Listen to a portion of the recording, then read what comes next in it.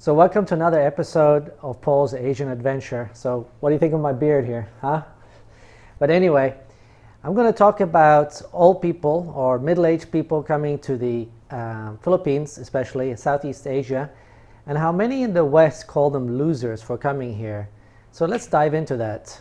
So stay tuned or be doomed.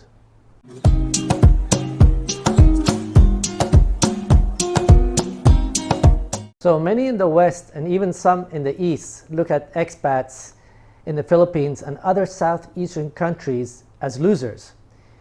They can't get a woman in their home country, losers. They have small pensions, they're losers. They are lazy for not working, losers, and so on and so on. Feminists, white knight feminists will push this narrative that all these men are losers. So I will argue that most of these men are actually winners. If you are under the impression that people that leave their home countries, that give up a safety net, give up all their materialistic belongings to move to another country in Southeast Asia are losers, then please watch to the end to see why you are wrong. Then comment below with your thoughts. Thank you. So before I continue, I would ask you to subscribe, like, share, as well as comment, as a way to thank me, the content creator, for making this video. Especially the sharing part really helps me out. Many in the West react to a relationship they consider immoral due to what they call an imbalance in power.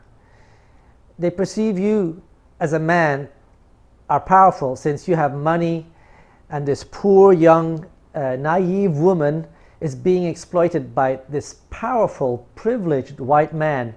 And they do love to emphasize privileged white men. This is now the new dogma in the West. If you, a man, and happen to be white, you are somehow privileged.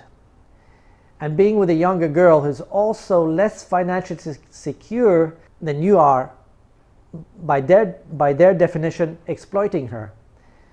That's what the feminists in the West want you to believe. So let's dive into it. So, exploitation involves one with power and one without power.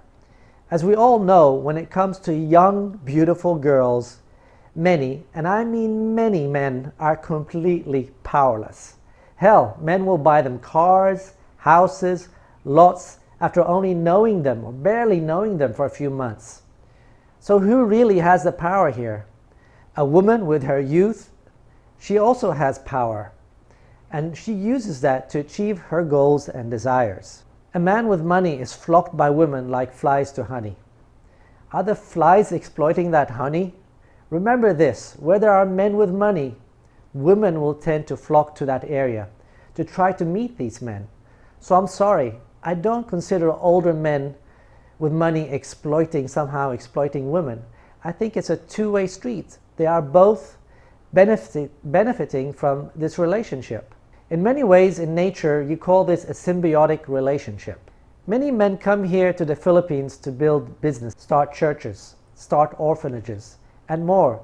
They help the Filipino economy grow. They bring know-how, they bring competition, and a business culture that supplements the Filipino way of being.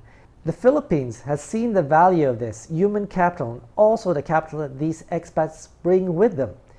They have seen the tremendous value, seen enough value to change the law to make it more accommodating. The laws are now changing in the Philippines as the need for both human capital and cash infusion is tremendous. Foreigners are now allowed to own 100% of some businesses, and more changes will be coming in the future. This is a welcome change, as many have not invested in the Philippines due to many draconian laws and bureaucracies. Expats have basically helped change these laws indirectly due to their philanthropic way of being. So who are the people that come to the Philippines? Are they the people sitting at home being keyboard warriors? Guys that basically don't go out but sit in all day? No, I think they are the explorers of today. They are willing to risk it all on a dream. They sell all their stuff they have gathered over the last 30 plus years. They sell their home, sell their car, and everything. They basically give up all sense of security for a dream. It is really hard to let go of safety for the unknown. Very hard.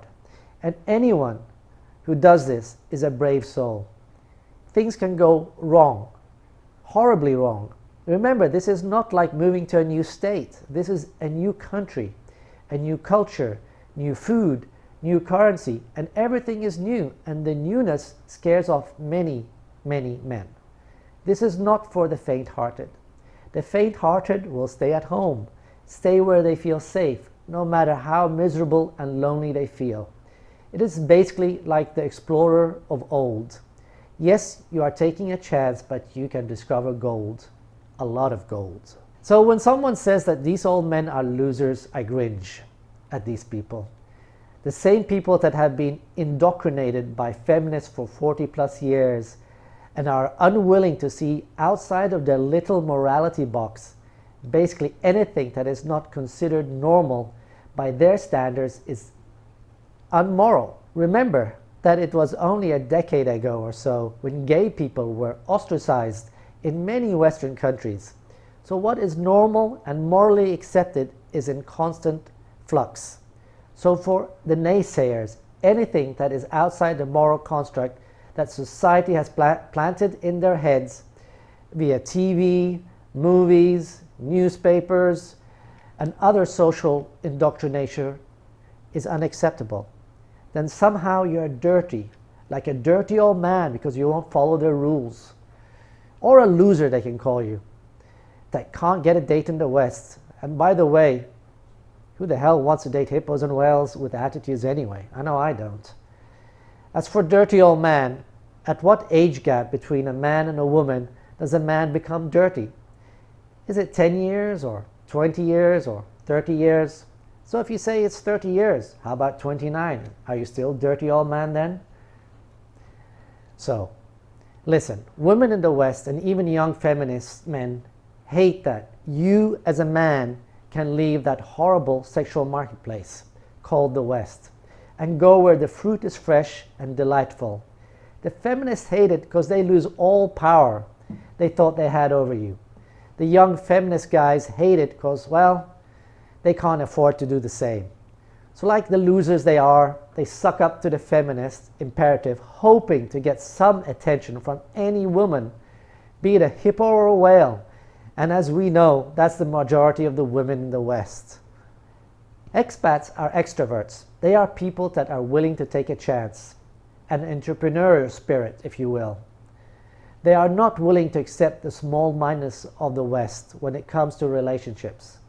They are not willing to accept feminist definition of a relationship. Another thing that is worth noting, when you come to the Philippines, and after this rant, I assume you are coming, right? And I also assume that you are not one of those indoctrinated feminists. God, I hope not. Then another nice thing here is that the Filipino people in general are very mellow and tend to like expats. They understand expats bring a lot of good to the country. Now, are there expats that are losers in this country? Absolutely. There are the total drunks that also drink and drive. There are the shouters that embarrass themselves and all other expats. There are the people that have not taken the time to understand the least thing about the Filipino culture, the do's and don'ts of this country. And you can watch Filipinos Life with Mia video on that one. Link will be in description. Then there are the ones who come here just about penniless and expect everyone to pay for their lifestyle with GoFundMe pages for all sorts of crap. So, oh yeah, there are loser expats here, just like in any country you live in. So be a winner. Don't be a loser. As I always say, be the best you can be.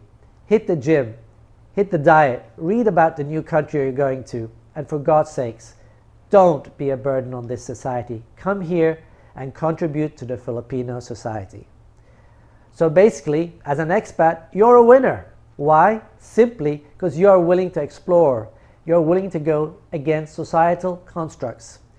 You are willing to go against the feminist narrative. You are willing to take a chance to improve your life. And that, my friend, is an entrepreneurial spirit, the spirit of winners, not losers. Look at what you gain by coming here. A cheaper cost of living, hot and approachable women, white beaches, beautiful nature, and much, much more.